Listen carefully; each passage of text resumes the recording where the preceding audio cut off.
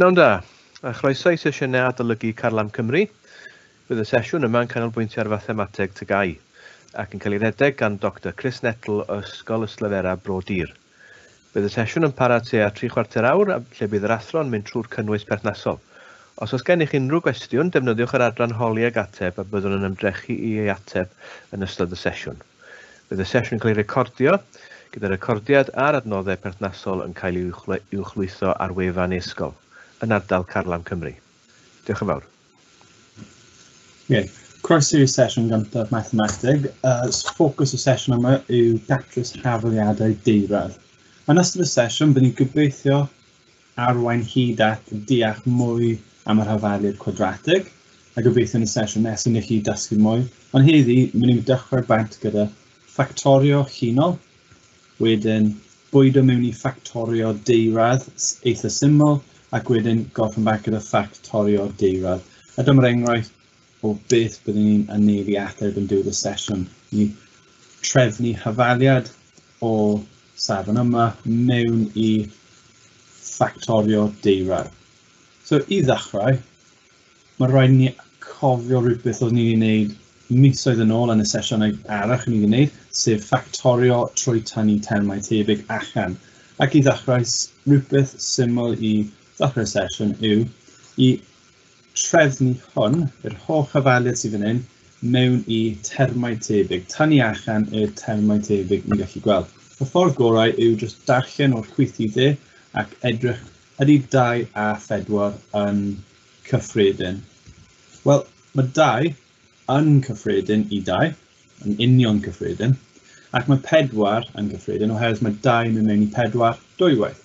So yn gyntaf, ffordd gorau yw tynnu'r 2 allan, a ni'n gallu gweld mae 2 llosau 1, byddwn rhoi 2 i ni, ac oherwydd mae 2 yn mynd mewn i 4 dwywaith, gallu ysgrifennu 4 fel 2 tu fas a 2 tu fewn. Oherwydd os byddwn ni'n agor i'r cronfachau, byddwn ni'n cael 2 llosau 2.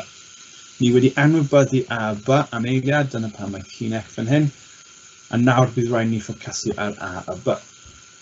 So beth sydd yn cyffredin am a neu b?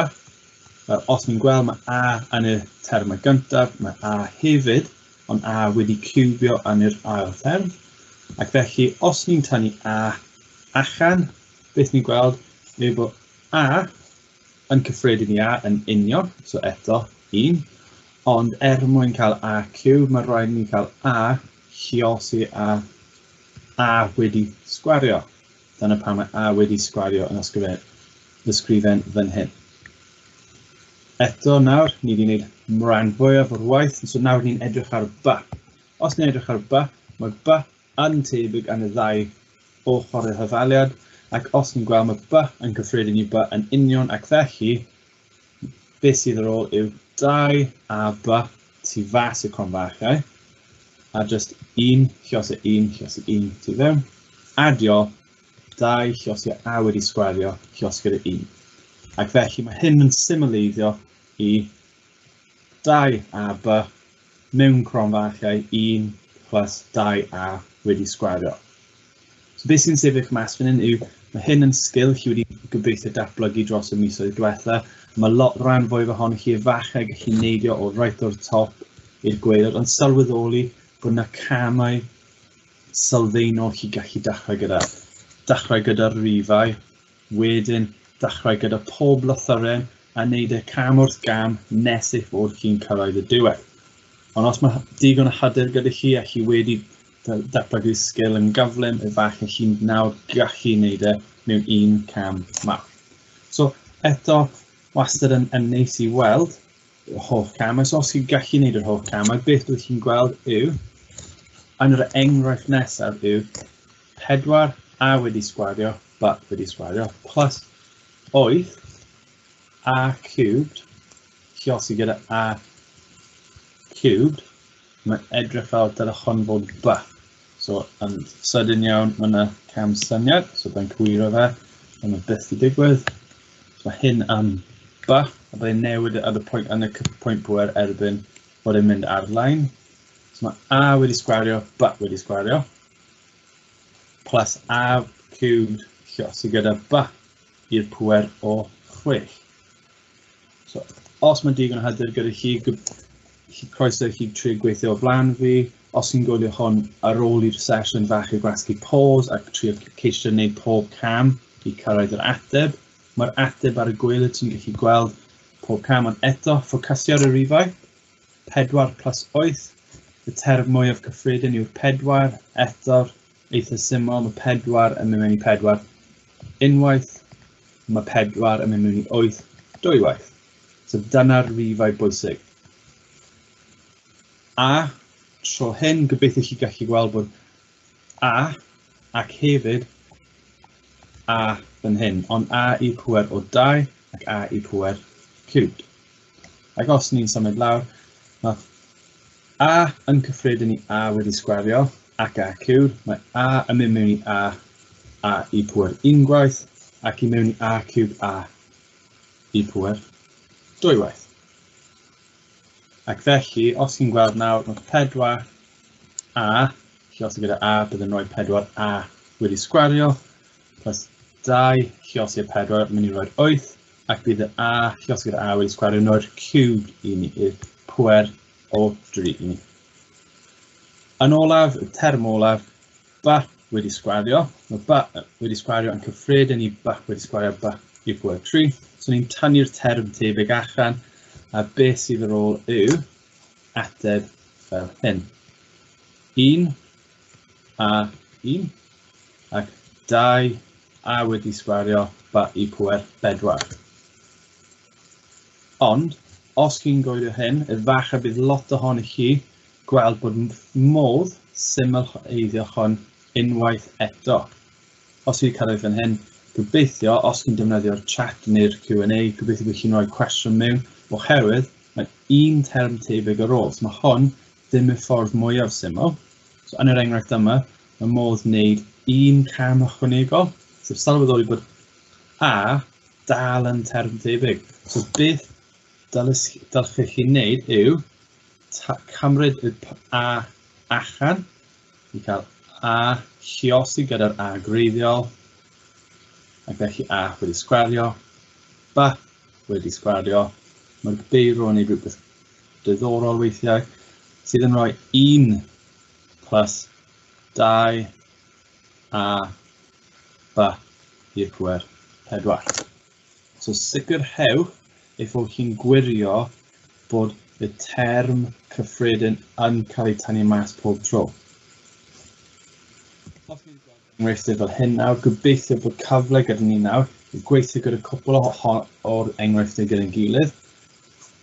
Os chi'n dilyn hyn gyda fi yn fyw, ceisiwch rowch yr ateb yn y Q&A cyn i fi wneud e, ond eto nice i weld cwpl enghreifftiau gwahanol i weld sut maen nhw'n gallu fynd yn fwy cymhleth. Ac wedyn ar ôl gorffen y ffactorio llinol, byddwn edrych ar ffactorio deurawd. So llinol yn syml oherwydd mae'r termau tebyg yn pob rhan o'r hafaliad. So cofiwch defnyddio'r camau, y camau sylfaenol gyda ni, sef rifau wedyn pob lythyren, ac felly mae'r cam gyntaf yw cymryd y rifau allan, sef 5. Os ydych chi'n gweld bod 5 yn term tebyg, beth byddwch chi'n gweld yw mae 5 yn mynd mewn i 5 unwaith, ac bydd A lluosi gyda x wedi sgwario yn aros fel mae am nawr, so byddwn ni'n gwneud cam wrth minus 10, ond mae 5 yn mynd mewn i 10 dwywaith, 2, lluosi gyda A wedi sgwario x. Cam nesaf nawr yw ffocysu ar A, sylweddoli bod 5 A yn term tebyg, ac felly mae A nawr yn 1, lluosi ag 1, lluosi ag x wedi sgwario, mae x ddim yn newid o gwbl. Minus 2, lluosi ag nid 1, ond A, oherwydd mae A lluosi gyda A yn rhoi A wedi sgwario, ac mae x ddim yn newid. Yn y trydydd llinell nawr, ni'n gallu dangos y holl cyfrifo 5A, term tebyg yw x, nid x wedi sgwario, ond dim ond x. beth sydd ar ôl yw 1 lluosio 1 lluosio x i sicrhau bod x wedi sgwario yn dod allan, ac hefyd minus 2 lluosio gyda a lluosio gyda 1. Ac os ni'n cael gwared o'r holl 1s, beth sydd ar ôl yw 5 a x minus 2. So, gobeithio unrhyw un wedi llwyddo wneud y cyfrifo cyn fi, oherwydd gobeithio lot ohonych chi yn gallu dechrau wneud e mewn un cam mawr, ond byddwn ni'n parhau gyda cam o'r sgam am nawr. So, cwestiwn nesaf nawr, mae mwy o termau, ond cofiwch mae'r dull ddim yn newid.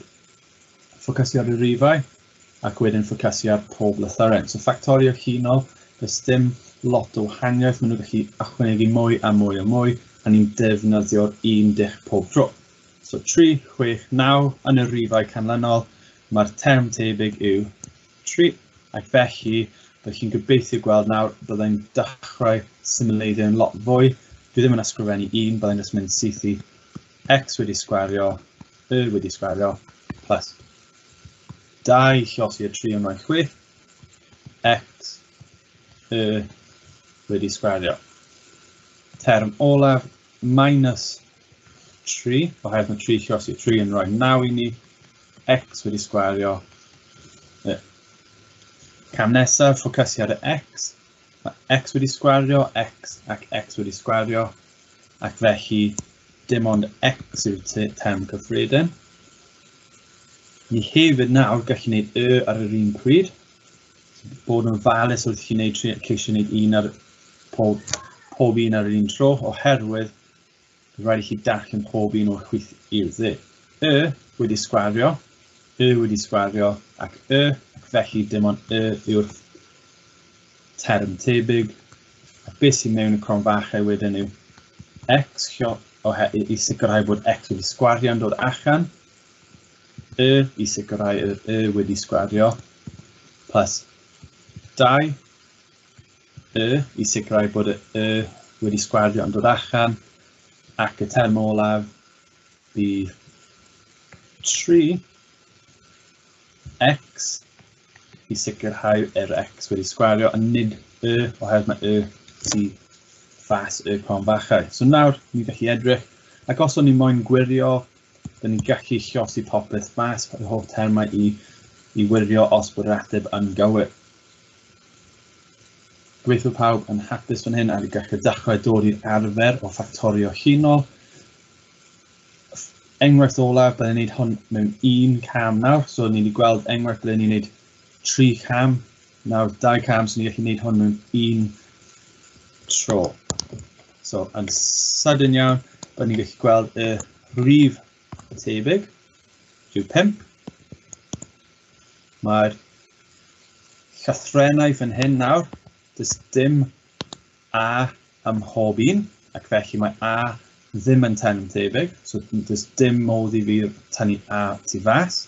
Mae b yn y 2 term cyntaf, ond nid y term olaf, ac felly dim ond c yw'r unig term sydd yn cyffredin, so 5 c. Ac felly mewn ti fewn, 3, i sicrhau 3 lluosi 5 yn 15, ac a b. Adio 2 i sicrhau 10, b, d, ac yn olaf minus 1 i sicrhau 5, a d. So, bod yn ofalus bod chi ddim wastad yn meddwl oherwydd mae term a fan hyn ac yn y trydydd un, bod ni'n gallu ffactorio'r term allan, does dim modd ffactorio hwn allan oherwydd nid yw a yn y term canol. Ni'n gallu dweud yr un peth am b, dim ond 2 ohonyn nhw sydd gyda b. Mae un enghraifft ar ôl, ond byddai'n gadael hyn yn y pwynt bwyr i sicrhau os chi yn gweithio trwy hyn ar ôl y sesiwn, mae un i chi wneud. Dwi'n moyn ffocysu ar un olaf, oherwydd mae lot o enghreifftiau yn y pwynt bwyr. Yn un olaf, beth sydd yn diddorol yn hyn yw bod cronfachau barod yn y pwynt pŵer, yn y cyflwyniad, ac mae rhaid I ni datrys beth I wneud. Ond eto, mae modd I ni casglu'r termau tebyg. Mae term tebyg yw'r cronfachau. So byddwn ni'n casglu'r termau tebyg, a byddwn ni'n lluosi'r termau tebyg gyda'r termau allanol. So'r unig reswm dwi'n rhoi enghraifft yma mewn I ddangos bod term tebyg gallu bod cynnwys y cronfachau yn barod. Ac felly'r unig peth mae rhaid ni wneud fan hyn, yw sicr bod ni'n deall bod ni'n just cymryd y termau allanol, a ni'n rhoi yr holl termau ar y chwith, a bod ni'n lluosi'r termau trwyddo. Os ni moyn gwirio fe eto, bod ni'n gallu lluosi pob term S, lluosi gyda X, lluosi gyda Y, minus T, lluosi gyda X. Beiro yn neud rhywbeth gwahanol, so S, X. Wedyn minus T, lluosi gyda X, minus T, Y. Ac bydd hyn yn yr un ateb o'r hyfaliad sydd wedi cael ei ffactorio. Sef S lluosi gyda X plus S lluosi gyda Y minus T lluosi gyda X ac minus T lluosi gyda Y.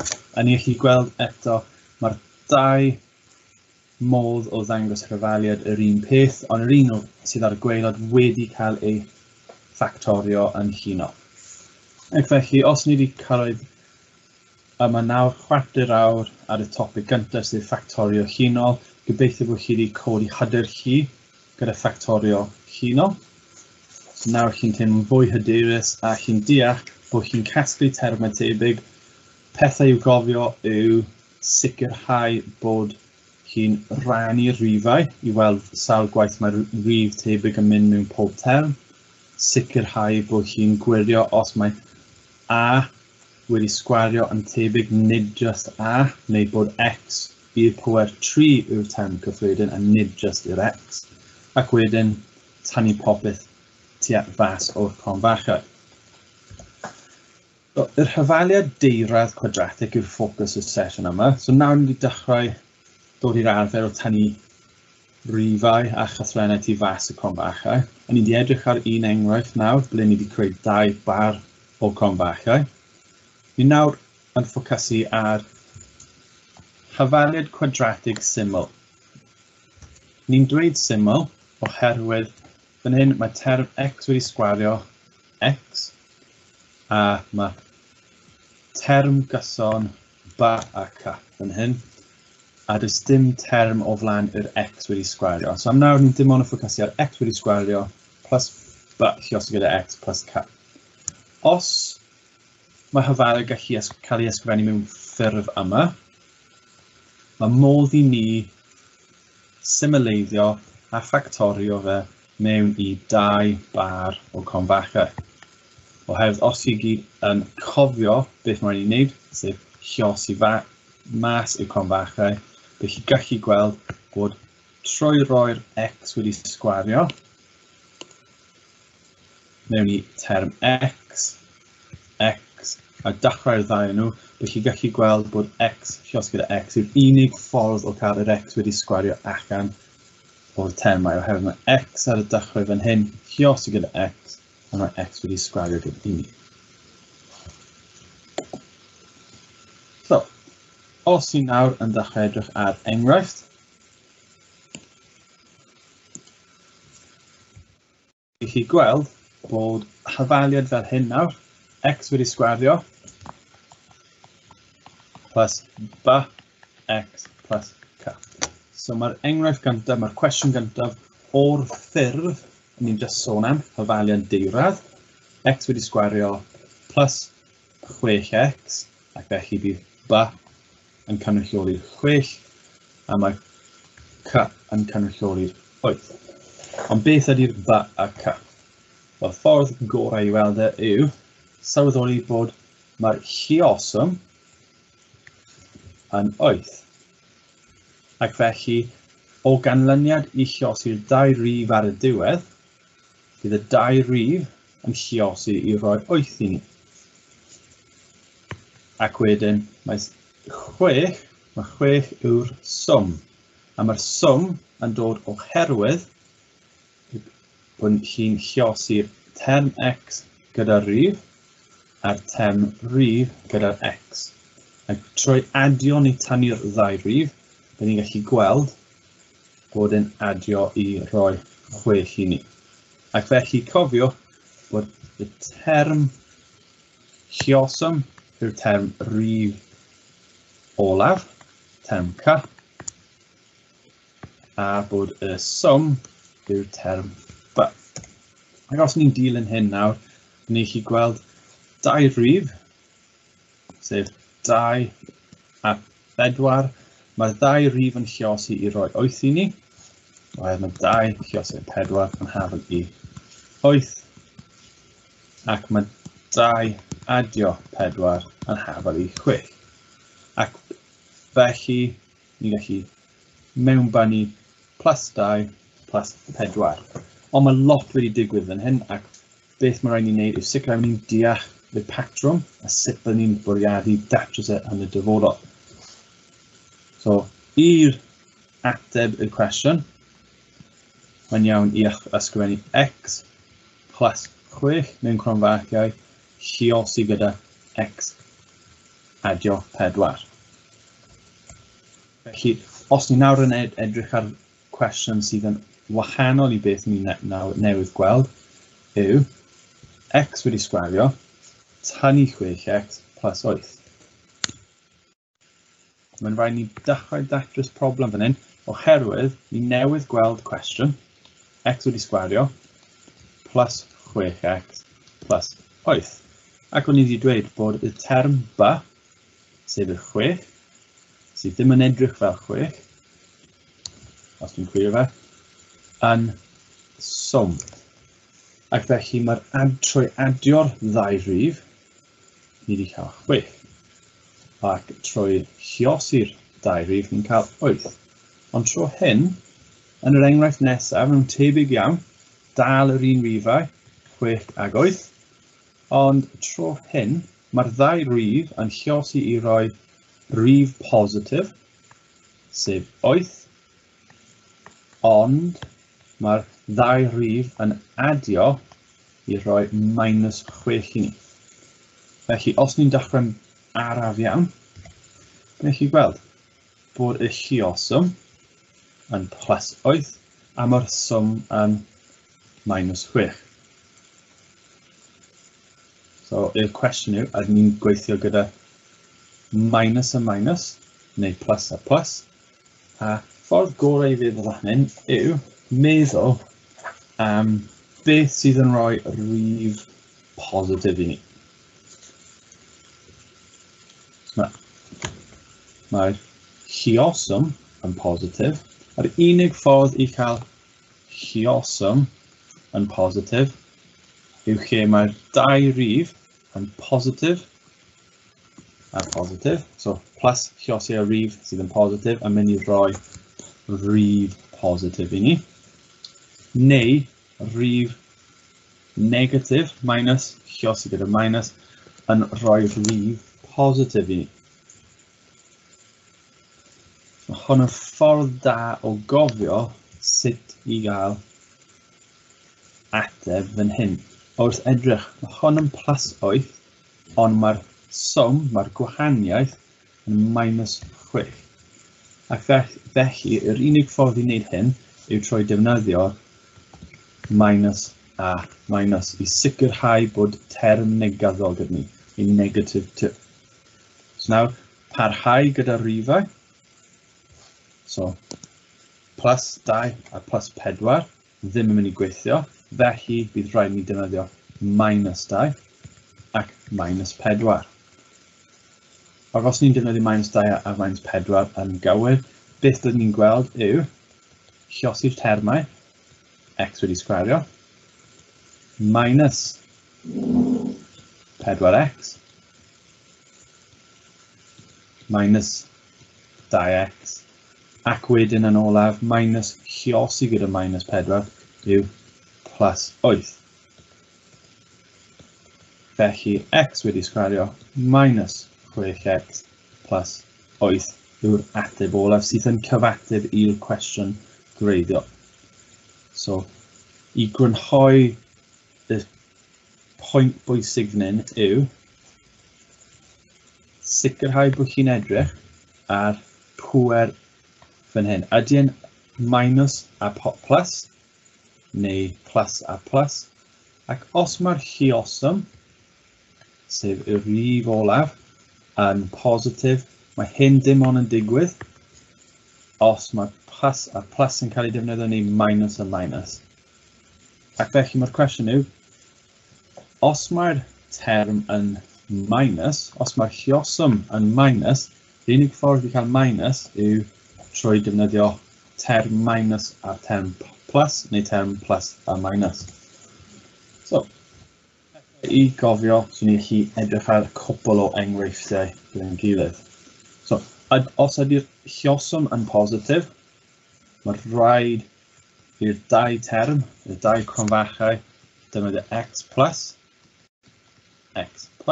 neu x minus ac x minus, ond nid plus a minus neu minus a plus. Os ydy'r lluosum yn negatif, wedyn byddwch chi'n gweld x plus ac x minus neu'r ffordd arall rownd. So, sicr bod chi'n ymwybodol, mae hwn yn ffordd dda I dechrau llenwi mewn y cronfachau cyn meddwl am y rifau sydd yn cael ei defnyddio. Nawr, enghraifft syml. Ffordd gorau I ddechrau yw edrych ar y lluosum. Os mae'r lluosum yn positif, mae'r dau term naill plus plus neu minus minus, ac mae lluosum fan hyn yn gwerth plus 12. Ac os chi'n meddwl am yr holl opsiynau sydd gyda ni, I cael minus 12, so cyn edrych ar y swm, ni chi gweld plus 12, mae nifer o wahanol ffyrdd o gael plus 12, a mae hwn yn cynnwys 1 lluosi gyda 12, neu 2 lluosi gyda 6, neu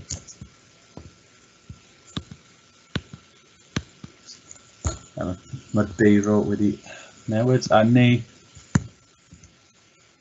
3 lluosi gyda 4. Nifer ffordd o wahanol o cael 12. Nawr mae syniad gyda ni o werthoedd, ni gallu defnyddio. Ni gallu edrych ar y swm.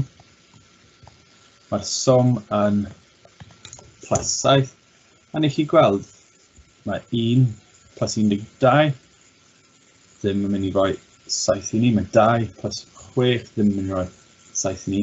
Mae'r unig termau sydd yn yw 3 adio 4. Ac os ni'n gweld, mae'r swm yn positif, mae'r lluosum yn positif, ac felly bydd y termau yn positif. Felly ni gallu gweld bod x ac x, bod y termau yn plus, ac bydd y rifau yn 3 a 4. So, trwy edrych ar enghraifft yma, ni gallu gweld y camau sylfaenol. Cam gyntaf yw sicrhau bod y lluosum yn positif neu negatif, so ni gallu weld pa par o symbolau bydd ni'n defnyddio. Wedyn edrych ar gwerth y lluosum, a pa parau o rifau ni gallu defnyddio, ac wedyn edrych ar y swm I sicrhau bod ni'n deall beth yw'r cyfyniad o'r dau rif. Os ni'n edrych ar enghraifft nesaf nawr, ni gallu gweld x wedi sgwario plus 18. So eto, ffocysu ar y lluosum. Mae'r lluosum yn adio 18. Os ni'n meddwl nawr, oherwydd mae hwn yn positif, mae rhaid i'r symbolau bod yn plus plus neu minus minus, so bydd yr ateb olaf ni lawr fan hyn yn x, naill plus neu minus, ni ddim yn siŵr eto. Nawr, ni dal gallu anwybyddu'r swm am eiliad, neu chi meddwl am par o rifau. 1, lluosi 18, 2, lluosi gyda 9, 3, lluosi gyda 6, a croeso ni ceisio gwirio mwy, ond fel arfer mae hwn gallu bod yn digon. Os ni'n edrych ar y swm, mae'r swm yn adio lan i roi -11. So os ni'n meddwl nawr, mae 2 rif negatif yn mynd i creu ateb negyddol, y swm yn mynd i bod yn negatif, ac felly pa 2 rif sydd yn adio i roi -11. So os ni'n meddwl -1 adio -18 yn -19, felly ddim yn rhoi ateb gywir i ni, -2 adio -9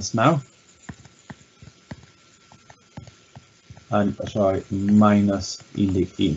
Ac felly mae 2 rif gywir yw -2 ac -9. Roedd dim cwestiynau ar hyn o bryd, ac felly gobeithio bod chi'n dilyn y sesiwn wrth ni'n mynd, a bod chi gallu dechrau gweld y patrwm yn y cwestiynau. Dechrau gyda'r lluoswm, gwirio bod yn positif neu negatif, meddwl am y parau o rifau, ac wedyn edrych ar y swm. So, tro hyn, ni gallu dechrau cyfrymu lan. So, lluoswm. Mae'r lluoswm yn +9. Ac felly, plus neu -, a mae 9 gallu bod yn 1, lluosi gyda 9, 2, lluosi gyda 4.5, ond ni fel arfer yn osgoi'r rifau sydd ddim yn rif llawn, so 3, lluosi gyda 3. Mae'r swm yn +6, ac felly os ni'n edrych yn syth i'r rifau, mae 1 adio 9 ddim yn rhoi 6 i ni, ond mae 3 adio 3 yn hafod i 6.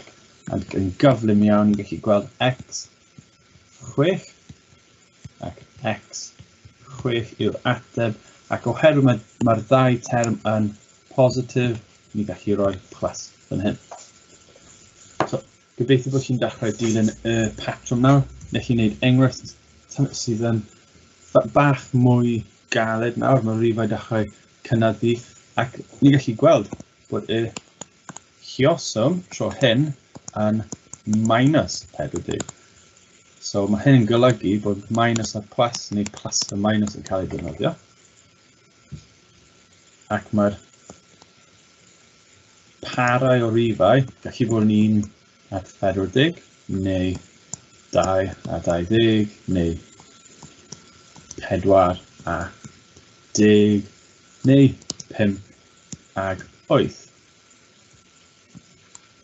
Sylweddoli dwi wedi osgoi rhif 3, osgoi rifau sydd ddim yn rifau llawn, ac felly mae'r swm gorfod adio lan i plus 3. So mae hyn yn golygu bod un o'r rifau yn y colofn gyntaf, neu'r ail colofn yn negatif, ac bod un o'r rifau arall yn positif. So mae hyn yn golygu bod -1 plus 40 yn hafal i plus 3. Ond ni'n gallu gweld yn gyflym iawn bod hyn ddim yn wir. Ac eto, 2 a 20, mae'r gwahaniaeth rhwng y ddau rif yn lot fwy na 3. Os ni'n parhau gweithio law, mae 4 a 10, mae'r gwahaniaeth yn lot fwy eto na 3. Ac so mae'r opsiwn olaf yw -5 plus 8 yn rhoi plus 3 i ni. Ond bod yn farus bod chi ddim yn gwneud -5 a -8 fan hyn. Oherwydd, os chi'n defnyddio +5 a -8, bydd chi ddim yn cael y rif positif, bydd chi'n cael -3. Jyst rhywbeth i osgoi, sicrhau bod chi'n gweld bod y rif ar y ddechrau yn positif fan hyn. Ac felly bod y rif positif yw'r rif fwyaf yn y cronfachau. Dyna pan mae x plus 8 ac nid x minus 8. So mae'r ateb i orffen yw x adio 8 ac x tynnu 5. So, eto, mae'r cwestiynau dechrau mynd yn fwy cymhleth, a'r un peth i ffocysu arno yw dechrau gyda'r lluosum, gweld gwerth y lluosum, ydy'n positif neu negatif, penderfynu os bydd chi'n defnyddio par o pluses, minuses, neu plus a minus. Wedyn edrych ar gwerthoedd, pa fath o werthoedd chi'n disgwyl. Ar ôl penderfynu bod o 1 i 5 neu 1 i 3, bydd chi'n gweld bod y sum yn positif neu negatif. Bydd hyn yn helpu chi penderfynu pa rifau sydd yn positif neu negatif. So'r enghraifft olaf ni gallu edrych arno yw x wedi sgwario plus x minus 6. Ac fan hyn ni gallu gweld nawr mae'r lluosum yn minus 6. Felly, os ni'n dilyn y reolau nawr, ni'n gallu gweld so plus a minus. Opsiynau yw 1, 6, 2, 3. Ac os ni'n edrych ar y sum, mae'r sum yn positif plus 1, oherwydd does dim 1 yn cael ei ysgrifennu fan hyn. Ac felly, pa bar o rifau sydd gyda gwahaniaeth o 1 yn eich gweld bod hyn yn mynd i bod yn 3. Mae'r ateb yn positif ac felly mae rhaid i'r 3 bod y term positif ac felly bydd y term negatif yn 2. So bydd y ateb olaf ni yn x minus 2 ac x adio 3. So, i orffen, ni newydd gweld bod hyfaliad deiradd syml yw le does dim rif o flaen yr x wedi sgwario, ac fan hyn ni'n just yn ffocysu ar y termau b ac termau c. Ond nawr, ni gallu edrych ar y hyfaliad deiradd llawn, sef 3 term. Term b a c, eto y lluosum ac y sum, ond hefyd mae rhaid nawr ystyried bod term a gennym ni hefyd. Mae'r term a yn golygu bod nid just x ac x ar dechrau cynfachau fan hyn nawr, ond efallai bydd rif cyn yr x plus rif i sicrhau bod rif o flaen yr x wedi sgwario. Y ffordd gorau nawr yw edrych ar enghraifft bach. Mae'r enghraifft bach fan hyn dal yn dangos lluosum a sum. So mae c yn minus 3, mae b yn plus 5, ond nawr mae term a hefyd gennym ni. Mae term a yn yr enghraifft yma yw 2, ac felly os ni'n edrych, ni'n gallu treialu un peth syml. So eto, gan dilyn y reolau, mae'r lluosum yn minus 3, ac felly minus a plus neu plus a minus. And os ni'n gweld, naillai plus a minus fel hyn, neu minus a plus fel hyn, yw'r 2 opsiwn sydd gyda ni.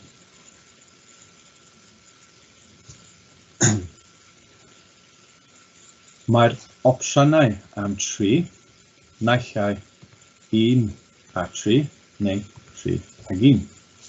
So os ni'n meddwl nawr am yr rif olaf, y lluosum, mae'r opsiynau o 1 a 3 gyda ni, neu 3 a 1, ac felly os ni'n anwybyddu'r symbol plus neu minus am eiliad, neu minus a plus, byddwn ni'n gallu gweld bod 1 a 3 yn ffordd yma yn mynd i roi ateb gwbl gwahanol i 1 a 3 fel y ochr chwith i gymaru gyda'r ochr dde. Oherwydd, mae rhaid ni sylweddoli bod 3 yn mynd i lluosi gyda x fan hyn, ond bydd 2 yn lluosi gyda 1 draw fan hyn. Ac felly bydd hwn yn cael effaith mawr ar y sum. So mae rhaid ni cymryd mewn i ystyried yr effaith 2x yn cael ar y rifau. So fan hyn nawr, ffordd nice yw treialu. Just edrych beth bydd yn digwydd os chi'n rhoi 3x, 3 ar yr ochr chwith, yn mynd i roi 3x, Ac beth sy'n digwydd os mae'r 1 ar ochr dde, bydd yn rhoi 2x i ni. Ac os ni'n newid nhw rownd, bydd rhain yn rhoi 1x a 6x. Ac eto, fel ni'n neud gyda'r swm, beth yw'r gwahaniaeth rhwng 3 a 2? Ac beth yw'r gwahaniaeth rhwng x a 6x? Bydd ni'n gallu gweld bydd'r opsiwn sydd ar ôl gyda ni yw i roi -1 plus 3, i sicrhau bod wrth ni lluosi gyda'r 2x, bod y term sydd yn dod allan yn 5x. Ond eto ni'n dilyn yr un trefn, ond tro hyn mae rhaid ni arafu lawr a sicrhau bod ni'n rhoi rif gywir ar y chwith ac y dde. Enghraifft arall nawr, gobeithio bod 1 neu 2 enghraifft ar ôl cyn diwedd y sesiwn, ond mae lot mwy enghraifft yn y pwynt pwer i weithio trwyddo ar ôl y sesiwn. Ond fan hyn nawr, 7x wedi sgwario plus 29x plus 4. So, yn syth, ffocysu ar plus 4. Mae plus 4 yn rif positif, ac felly, os ni'n edrych, ni'n gallu gweld bod y ddau rif positif yn golygu bydd y termau yn positif. Mae 7, ni'n just tannu'r term lawr, ac felly mae'n rhaid i bod yn ofalus nawr i sicrhau bod y swm yn 29, ond mae'r lluosi'r ddau rif yn 4. Felly, os ni'n meddwl am yr opsiynau o cael 4 yw 1 lluosi gyda 4, 2 lluosi gyda 2, ac hefyd 4 lluosi gyda 1. So sylweddoli mae rhaid ni ystyried y ffordd rhwng mae'r ddau par o rifau. Mae'r opsiynau gen ni yw 7x plus 2, x plus 2, neu 7x plus 1, neu x plus 4. Ond hefyd, cofiwch bod effaith o roi'r 4 yn yr un cronfachau 7x yn mynd i cael effaith mawr ar y ateb olaf. A felly, os ni'n dilyn yr un patrwm, ble ni'n nawr yn gwirio beth yw gwerthoedd x, byddwn ni'n gallu gweld bod 2x ac 14x yn un opsiwn, a mae'r gwahaniaeth rhwng rhain ddim yn adio lan i 29, ond mae'r ail opsiwn x plus 28x yn mynd i roi gwahaniaeth o 29. So mae cwestiwn fel hyn yn dangos i ni mae lluoswm ffordd dda i ddechrau i sicrhau bod ni'n deall bod term positif a positif neu minus a minus gyda ni. Wrth edrych ar y swm, ni'n gallu gweld bod y swm yn positif hefyd, so byddwn ni'n gallu defnyddio plus a plus. Wedyn edrych ar y nifer o dulliau gwahanol o cael 4, sef y lluoswm, ac wedyn ni gallu dechrau gweithio gyda'r lluoswm i weld beth yw gwerth x, a ni'n bwydo hyn nôl mewn i'r cronfachau. Enghraifft olaf, credu mae'r enghraifft yma yn un eitha neis, oherwydd ni gallu gweld bod rhywbeth gwahanol gyda'r cwestiwn yma i ddechrau ni bant. So mae cwestiwn olaf y sesiwn heddi yn cwestiwn sydd yn mynd yn fwy galed oherwydd right ar dechrau'r sesiwn bod ni wedi casglu termau tebyg, ac fan hyn, cyn dechrau, oes modd casglu term tebyg. So wrth edrych â 4, 14 a 6, gobeithio bod rhywun neu pawb gallu gweld bod term tebyg o 2 gennym ni. Ac felly, mae'r ffactor cyffredin o 2 yn golygu bod 2 gallu cael ei cymryd allan cyn i ni gweithio gyda rhyfaliad. Os ydym ni'n cymryd hyn allan, beth bydd ni'n gweld yw mae'r hyfaliad ni'n gweithio gyda yw 2x wedi sgwario, adio 7, adio 3. Ac mae hyn yn mynd yn gyflym nawr oherwydd mae'r lluoswm yn plus 3, ac felly mae'r opsiynau sydd gyda ni yw plus 3 neu 3 lluosi gyda 1 neu 1 lluosi gyda 3. Ac felly os ni'n treialu'r un gyntaf, 1 lluosi gyda 3, ni'n gwirio'r gwerthoedd x, so x yw'r gwerth mewnol, a mae'r gwerth allanol yw 2 lluosi gyda 3, sef 6, a mae'r gwahaniaeth rein trwy adio yn 6 plus 1x sef 7. A beth ni'n gweld yw 7 yw gwerth y swm. A os ni'n gweld bod 7 yw gwerth y swm, ni'n eitha hyderus bod yr hyfaliad a dechrau'r cwestiwn yn gallu cael ei symleiddio i 2 allan o'r cronfachau, 2x plus 1 ac x plus 3. So, diolch i bawb sydd wedi ymuno'r sesiwn heddi. Gobeithio bod chi wedi gweithio trwy hafaliadau deiradd, gallu gweld y ffordd o delio gyda rai llinol, rai deiradd syml, ac nawr ni newydd gorffen gyda deiradd llawn, ble mae'r termau a, b a c yn bwysig. Gweld chi tro nesaf, a bydd y pwynt pŵer ar y wefan Carlam Cymru yn eitha gyflym. Diolch pawb.